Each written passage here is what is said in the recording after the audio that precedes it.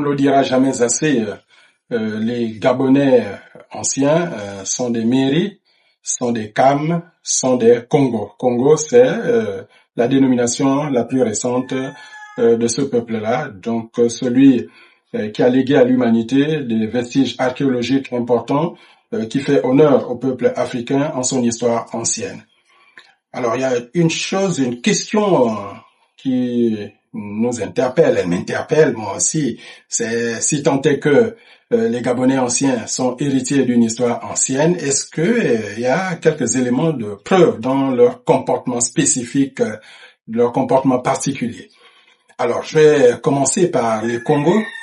Dans le témoignage des pères capucins, il faut dire que lorsqu'ils voyaient les leucodermes, les blancs à l'époque, les prêtres, aujourd'hui nous savons exactement comment est-ce que la mémoire collective dans le monde considère les prêtres, surtout en Afrique. C'est vrai que dans le monde, le respect des prêtres a pris un sérieux coup, mais en terre africaine, ce respect est pratiquement resté intact. C'est pour cela que le pape peut encore se permettre de tenir un type de discours en terre africaine, alors même que ce discours, il ne peut plus le tenir en Occident, par exemple. Or, il se trouve que lorsque, pour la première fois, les prêtres arrivent dans l'ancien royaume du Congo, Liantotila, précisément dans la capitale Mbanza Congo, eh bien, pour saluer le roi, les prêtres portugais et les représentants du roi du Portugal se sont mis à genoux. Et il y a une image exceptionnelle, justement, qui rend compte, une peinture qui rend compte, justement, de ce respect très religieux que vouaient, justement, les Européens de l'époque au roi du Congo. Ils le saluaient étant à genoux. À l'époque, il n'y avait pas encore de christianisation du royaume. Or, il se trouve que quelques siècles plus tard, nous sommes entre le 14e et le 15e siècle, eh bien, à la fin du 15e siècle, au 16e siècle, avec les pères capucins, et ils étaient appelés pères capucins parce qu'ils portaient des manteaux avec une capuche pour résister un tout petit peu à la chaleur ou à la grande fraîcheur pendant la période de l'hivernage qui est appelée donc saison sèche en Afrique. Eh bien, donc les pères capucins italiens, on les appelle aussi capucins italiens, ont légué à l'humanité des témoignages importants. Eh bien, dans leurs écrits, ils ont laissé entendre que lorsque les Congos voyaient un Européen, un blanc qui leur paraissait astucieux, ils leur disaient « celui-ci est comme nous ». Ça veut donc dire que, justement, au moment où l'Empire, le royaume du Congo d'Antotila régnait de ses mille feux, eh bien, les Congos estimaient que les Blancs leur étaient inférieurs. C'est pour cela, justement, qu'ils faisaient montre d'un certain niveau d'orgueil, d'une condescendance vis-à-vis de l'Eucoderme. Eh bien, les pères capucins, justement, ont relevé cette chose-là. Mais un peuple qui a une telle attitude, un tel comportement, c'est un peuple qui ne saurait, même si les temps les plus difficiles surviennent, accepter d'être réduit en esclavage. Et c'est ce qui s'est passé avec le peuple gabonais. Donc je voudrais ici relever une chose, c'est que selon les travaux d'Annie Merlet et de bien d'autres auteurs, lorsque la période de la traite atlantique s'est étendue assez sérieusement, très très sérieusement, lorsqu'elle a touché le royaume du Luango notamment, eh bien, Maluango, c'est-à-dire le roi du Luango, autorisait justement que l'on puisse aller chercher des esclaves très loin au nord du royaume, mais pas du tout dans le royaume, dans l'épicentre du royaume du Luango. Il était notamment interdit de vendre des viliers. Il y avait une loi. Cela est marqué justement dans l'ouvrage d'Annie Merlet autour du Luango, 14e, 19e siècle, Histoire des peuples du sud-ouest du Gabon, au temps du royaume du Luango et du Congo français, publié en 1991. Eh bien, dans cette même œuvre, l'auteur, donc Annie Merlet, précise aussi que dans le sud-ouest du Gabon, eh bien, il n'y a jamais eu de razzia. Et justement, je voudrais donner un texte traditionnel qui me paraît intéressant, c'est que dans la tradition, pour nous, chaque clan a une devise. Le clan, c'est la famille, chaque famille a une devise. Par exemple, dans la devise, justement, de la famille Djongupasi, eh bien, il y a un segment, justement, de la devise qui dit « Ma bang mofol ». Mabang, ça vient de Ubangul, Ubangus, pardon. Ubangus, c'est élever, élever dans le sens d'élever l'enfant. Donc, Mabangu, si vous voulez, c'est la progéniture montante. Ce sont les enfants. Uful, c'est germer. En fait, il s'agit justement de prendre soin des enfants parce qu'ils constituent l'avenir du peuple. Il ne s'agit pas justement d'en faire des esclaves. Et ça, c'est intéressant. Nous comprenons mieux pourquoi dans l'ancien royaume du Luango, mais c'était un héritage du Congo d'Antotila, puisque le Luango était au départ, tout comme l'Andiko, ce qui est que l'on a appelé à tort le royaume Teketio, eh bien c'était des provinces de l'ancien empire de Congo d'Antotila.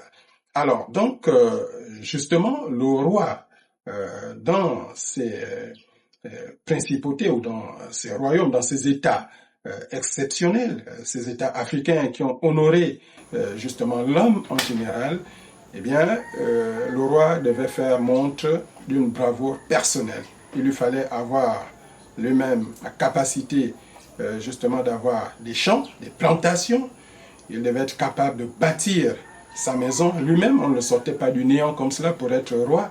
Il lui fallait faire montre de bravoure et de courage. N'est-ce pas, lorsqu'il était question des travaux champêtres, mais aussi lorsqu'il était question des moments les plus difficiles, par exemple lorsqu'il s'agissait de guerroyer.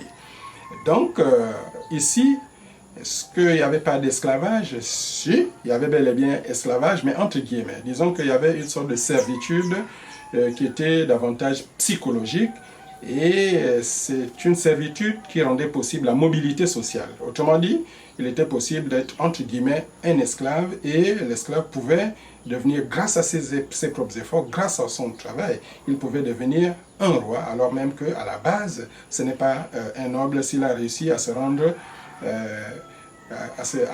s'il s'est montré capable justement de très hauts faits reconnus par l'ensemble de la société.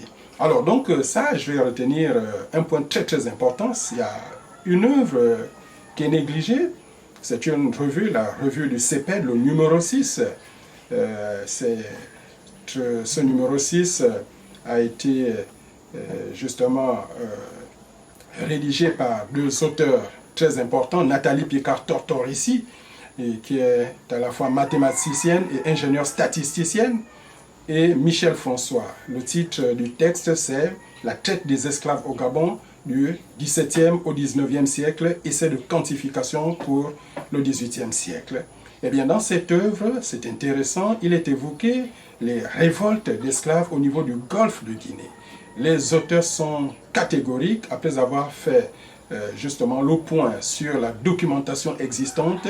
Eh bien, ils ont montré que Métas, c'était un auteur qui s'est intéressé particulièrement à ce fait-là, celui des révoltes, a relevé 7 grandes révoltes au cours justement des périodes anciennes, la période justement la plus chaude de la traite négrière. Mais sur ces 7 révoltes, eh bien 6 ont eu lieu sur des navires ayant traité au Gabon. Alors là, vous voyez, c'est quelque chose qui n'est pas connu du grand public. Et il y a mieux. Les deux auteurs donnent un exemple assez exceptionnel, un exemple intéressant, mais qui était au fond courant. Ils disent qu'à Mayumbe, et ils marquent bien Mayumbe et non pas Mayumba, effectivement, dans la langue native, dans la tradition locale, on dit bien Mayumbe. Niveau Mayumbe, je m'en vais à Mayumba. Eh bien, donc, à Mayumbe, ces deux auteurs relèvent qu'il y a un navire, justement, qui avait réussi à embarquer une cargaison de personnes destinées à être réduites en esclavage. Eh bien, ces personnes se sont révoltées, ont réussi justement à s'emparer d'une caisse d'armes, se sont libérés et puis ont pris justement ces blancs-là en otage. Non seulement ils les ont pris en otage, mais ils les ont réduits en esclavage en terre gabonaise, dans le sud du Gabon. Et il a fallu justement d'autres navires européens pour négocier le rachat justement de ces Anglais blancs qui avaient été capturés et eux aussi réduits en esclavage. Ces différents faits-là, il serait intéressant justement qu'ils soient enseignés. Et je voudrais terminer sur un fait, c'est que lorsque Paul du Chaillu est revenu en tant qu'explorateur américain au Gabon. En allant à l'intérieur du pays, il a été reçu par différents princes parce qu'il y avait des principautés suffisamment puissantes. Mais dans l'une des localités, notamment justement dans l'actuelle province de Port-Gentil, mais en fait la ville c'est Manzi. Eh bien, dans cette localité qui fait partie désormais de la province Logoué-Maritime, province moderne, eh bien, le prince qui a reçu Paul du Chaillu l'a reçu en public, sauf que Paul du Chaillu a reçu un fauteuil moins haut que le fauteuil du prince.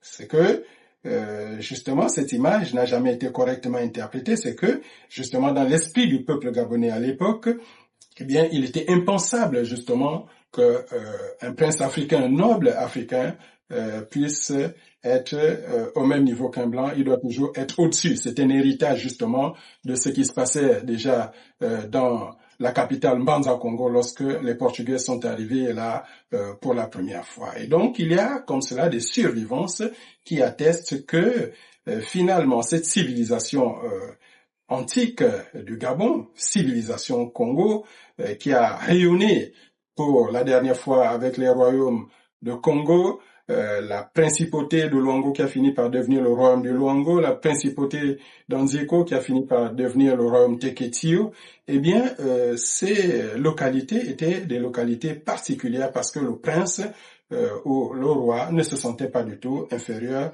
aux Européens. Et cet état d'esprit, on le sent encore aujourd'hui chez l'ensemble du peuple Congo. Donc il y a ici des survivances de ce que il s'agissait là d'un grand peuple, un peuple qui savait que l'idée même d'être réduit en esclavage n'avait pas de sens pour lui.